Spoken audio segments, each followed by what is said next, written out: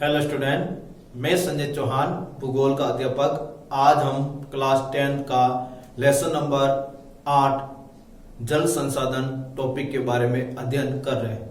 बच्चों, पिछले वीडियो के अंदर जल स्वावलंबन योजना के बारे में पढ़ा, जिसमें राज्य सरकार द्वारा अपने क्षेत्रों में जल की कमी को दूर करने के लिए जो प्राचीन जो जल स्रोतों हैं उनको मजबूत करना तथा नए नए जल स्रोतों को बनाए रखना, जिससे उन क्षेत्रों के अंदर जल की कमी ना हो।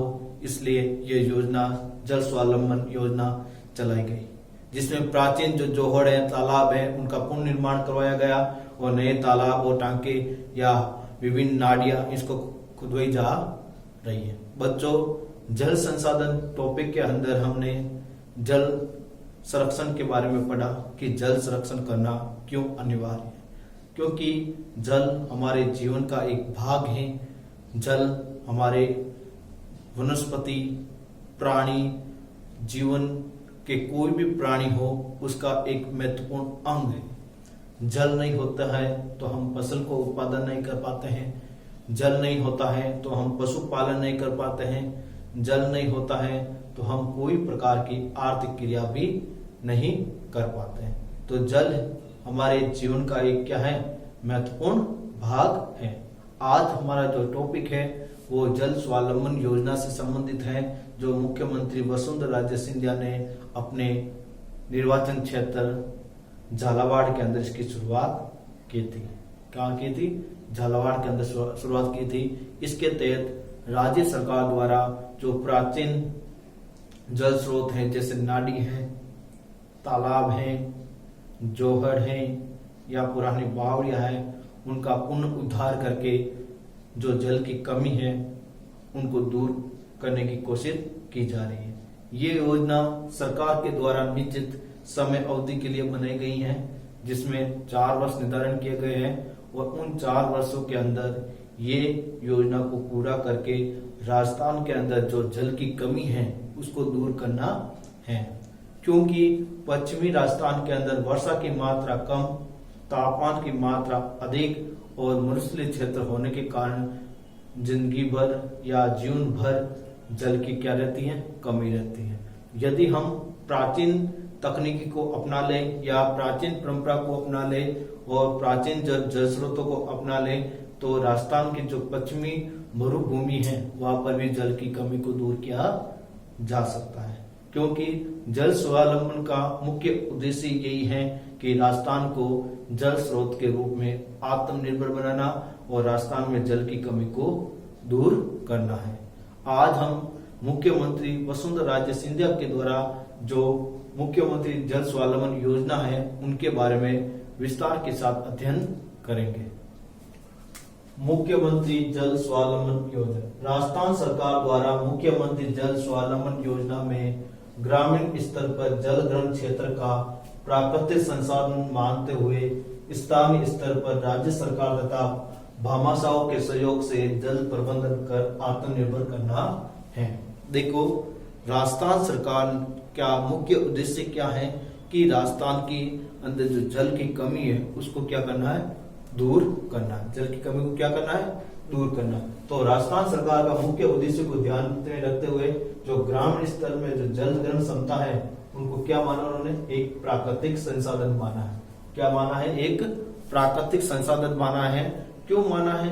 क्योंकि ये एक समय के साथ समाप्त होने वाला संसाधन है और इनके निर्माण प्रक्रिया में प्रकृति का योगदान होता है, इसलिए इसको एक कैसा माना है, प्राकृतिक संसाधन मानते हुए स्थानीय स्तर पर, मतलब गांव के जो क्षेत्र है उसी को ध्यान में रखते हुए स्थानीय स्तर पर राज्य सरकार और भामाशाह, तो राज्य सरकार और किसके सहयोग से, भामाशाहों के सहयोग से ये जल प्रबंधन कर आत्मनिर्भर करना है। और स्थानीय सरकार के सहयोग से, भामाशाहों के सहयोग से जो जल प्रबंधन के जो स्रोत हैं उनका विकास करके जल प्रबंधन कर राजस्थान को आत्मनिर्भर करना है, या फिर राज्य की जो भूमि है उनको आत्मनिर्भर करना है, जिससे जल की कमी दूर हो सके।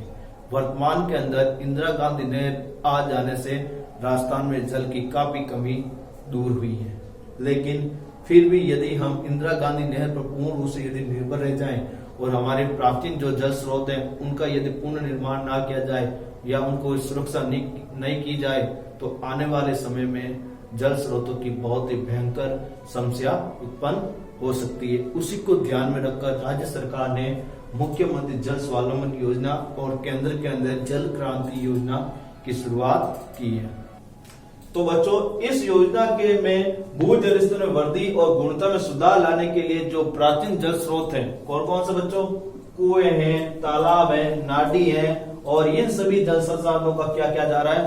पुनः उद्धार किया जा रहा है, जिससे जो प्राचीन जल स्रोतों का निर्माण से हमें पूर्ण रूप से पेयजल की प्राप्ति हो सकता है। क्योंकि इनका यदि हम निर्माण करेंगे तो वर्षा जल का हम संग्रहण कर पाएंगे, और वर्षा जल संग्रहण करने के कारण जो हमारे भूजल स्तर में भी वृद्धि होगी, और जो नाडी तालाबों के अंदर जो पानी है उस पानी का उपयोग हम पीने में भी कर सकते हैं, स्नान में भी कर सकते हैं, पशुपालन में कर सकते हैं, और सिंचाई के लिए भी कर सकते हैं।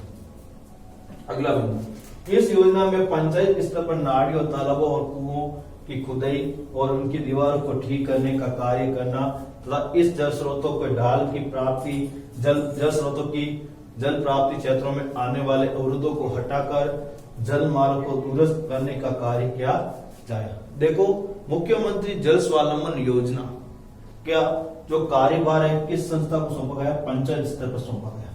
किस स्तर पर सौंपा गया? पंचायत स्तर। मतलब प्रत्येक गांव की पंचायत स्तर को ये अधिकार दिया गया है कि मुख्यमंत्री जल स्वावलंबन योजना के तहत अपने क्षेत्र के जो भी तालाब हैं, नाडी हैं, जोहड़ हैं, यहाँ तक कि कुएं हैं, बावड़ी है, उनका पुनः उद्धार करें और वर्षा जल संग्रहण करें, जिससे वर्षा जल का उपयोग हम अन्य क्रियाओं में भी कर सकते हैं, और साथ ही राजस्थान के जो भू स्तर है उसके अंदर भी जल क्षमता में वृद्धि हो सके और मिट्टी की आर्द्रता बनी रहे।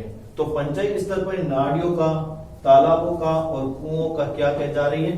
खुदाई की जा रही है। जो काफी अवसाद के कारण वो भर चुके हैं उनको पुनः खुदाई की जा रही है, और उनकी दीवार जो टूट चुकी है उनका मरम्मत कार्य करवाया जाएगा, और साथ ही इन जल स्रोतों से के जल प्राप्ति के क्षेत्र में आने वाले अवरोध, मतलब जहां से पहले पानी आता था आज हो सकता है वहां पर कोई प्रकार की मेड़ बना दी गई हो या फिर और कोई गतिविधियां हो गई हो जिसके कारण पानी की आवक क्या हो गई हो?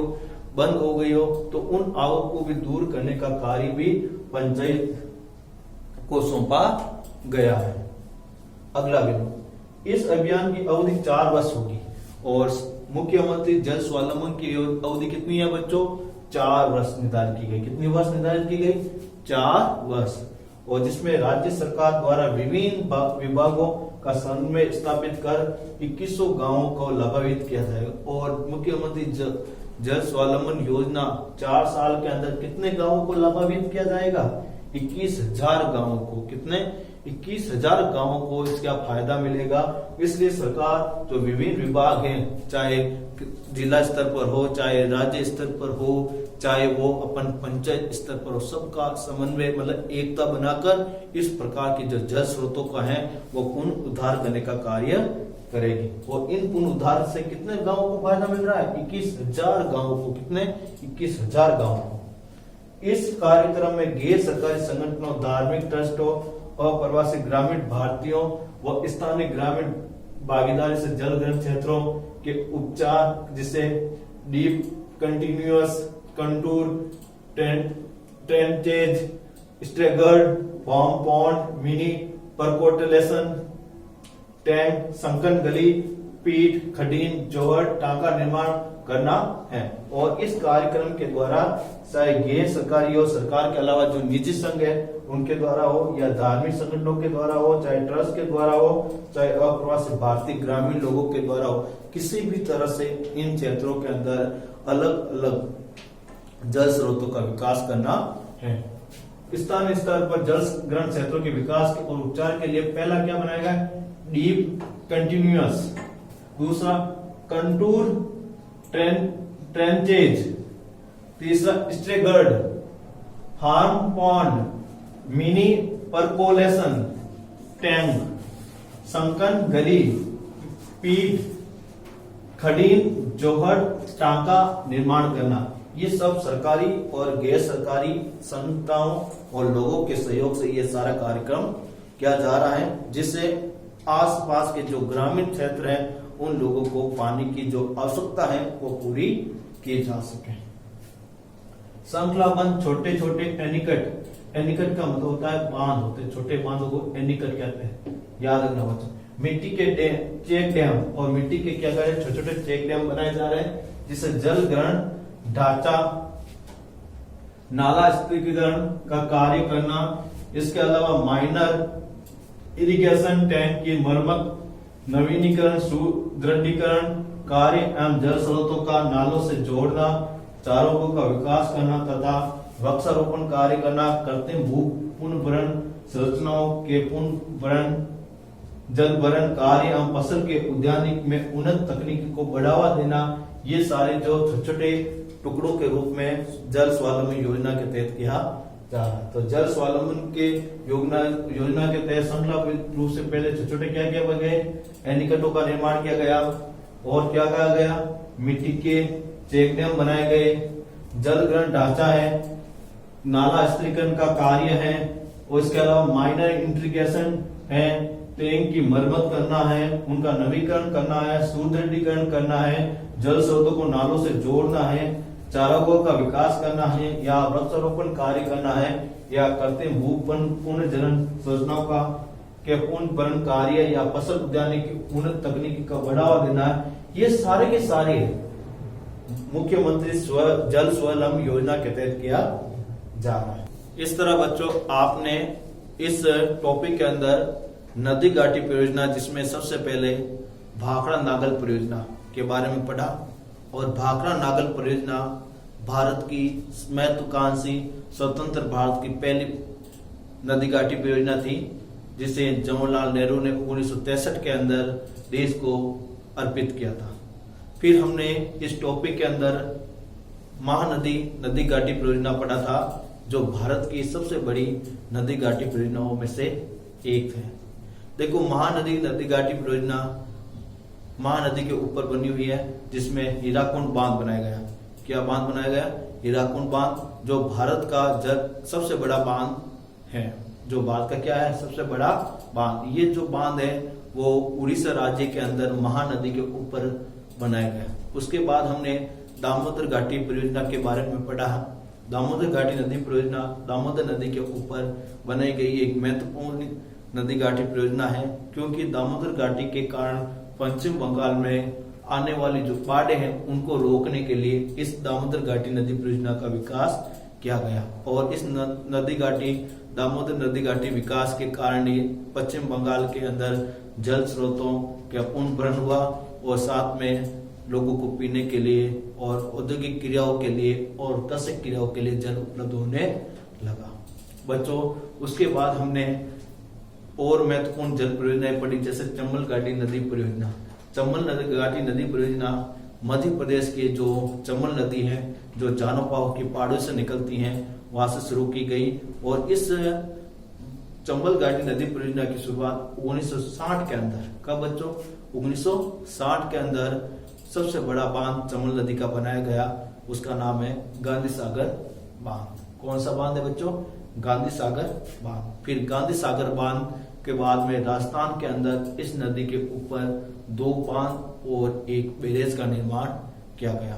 और फिर हमारे चित्तौड़गढ़ के अंदर इसी नदी के ऊपर राणा प्रताप सागर बांध का निर्माण किया गया, जो चंबल नदी का सबसे बड़ा बांध है। चंबल नदी का क्या है? सबसे बड़ा बांध है, जो राजस्थान में है। और यदि अपन पूछा जाए चंबल नदी का सबसे बड़ा बांध चंबल नदी पर कौन सा है, तो गांधी सागर बांध है बच्चों। और यदि राजस्थान में चंबल नदी का सबसे बड़ा बांध कौन सा है, तो राणा प्रताप सागर बांध है। उसके बाद कोटा के अंदर जवाहर सागर बांध का निर्माण किया गया और साथ में एक कोटा बैरेज का निर्माण किया गया, जिसका पानी सिंचाई के लिए और पीने के लिए प्रयोग में होने लगा। फिर हमने यहाँ पर माही बजाज सागर बांध का परियोजना के बारे में पढ़ा। माही बजाज सागर जो बांध है वो माही नदी के ऊपर बनाया गया है। और माही नदी का जो उद्गम स्थान है बच्चों, विंध्याचल पर्वत श्रृंखला के अंदर है। कहां पर है? विंध्याचल पर्वत श्रृंखला। विंध्याचल पर्वत श्रृंखला के महन झील से माही नदी निकलती है और फिर बांसवाड़ा के खादू ग्राम से राजस्थान में प्रवेश करती है। बांसवाड़ा के कौन से खादू ग्राम में प्रवेश करती है और फिर इसी बांसवाड़ा के पास बोरकुंडा के अंदर माही बजाज सागर बांध का निर्माण किया गया। और इसी के पास एक और बांध बनाया गया, उसका नाम है काजी पिकअप बांध। और गुजरात के अंदर कंडाना बांध का निर्माण किया गया, जो गुजरात सरकार के सहयोग से बना हुआ है। इसके अलावा हमने एक महत्वपूर्ण नहर परियोजना के बारे में अध्ययन किया था, उसका नाम है इंदिरा गांधी नहर परियोजना। इंदिरा गांधी नहर परियोजना की जो प्रेरणा है हमें 1921 में शुरू हुई गंग नहर के से मिली है, और जो 1927 में बनकर क्या हुई थी, तैयार हुई थी। इंदिरा गांधी नहर की जो नींव है वो राजस्थान के अंदर एक महत्वाकांक्षी परियोजना के रूप में रखी गई थी। इंदिरा गांधी जो नहर है वो पंजाब के हरिका बेड़े से निकलती है और हमारे बाड़मेर के गडरा रोड तक यह निर्मित की गई है। और इस नहर के कारण राजस्थान की जो मरुभूमि थी वो हरी भरी हो गई और चारागांव का क्या हो गया, विकास हो गया। और इंदिरा गांधी नहर राजस्थान की जीवन रेखा, राजस्थान की मरु गंगा और राजस्थान नहर के नाम से भी जानी जाती है। और 1984 में राजस्थान नहर का नाम परिवर्तन करके इंदिरा गांधी नहर कहा गया था। उसके बाद बच्चों हमने कुछ छोटे बांध पढ़े थे, जिसमें हमने महत्वपूर्ण बांधों में जैसे करौली के अंदर पढ़ा था।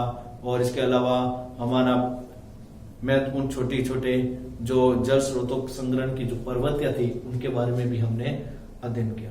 इसमें हमने देखा जल संग्रहण क्या है, जल संग्रहण किसे कहते हैं, जल संग्रहण की विधियां कौन सी है, उन टॉपिक के बारे में हमने यहाँ पर विश्लेषण के साथ क्या किया था, अध्ययन किया था। हमने जल संग्रहण के लिए जो प्राचीन परंपरागत जो स्रोत थे राजस्थान के अंदर, जैसे तालाब है, नाडा है, झील है, जोहड़ है, या तक बेरी है, बावड़िया है, इन सब के बारे में हमने विस्तार के साथ अध्ययन किया है। उसके बाद हमने जल संसाधन के अंदर जल स्वावलंबन योजना के बारे में पढ़ा और जल स्वावलंबन किस तरह देश के अंदर, राज्यों के अंदर जल संरक्षण के लिए एक नींव रखी थी। और उसके बाद में हमने मुख्यमंत्री जल स्वावलंबन योजना के बारे में पढ़ा, जो वसुंधरा राजे सिंधिया के द्वारा चलाई गई थी। और हमने इस मुख्यमंत्री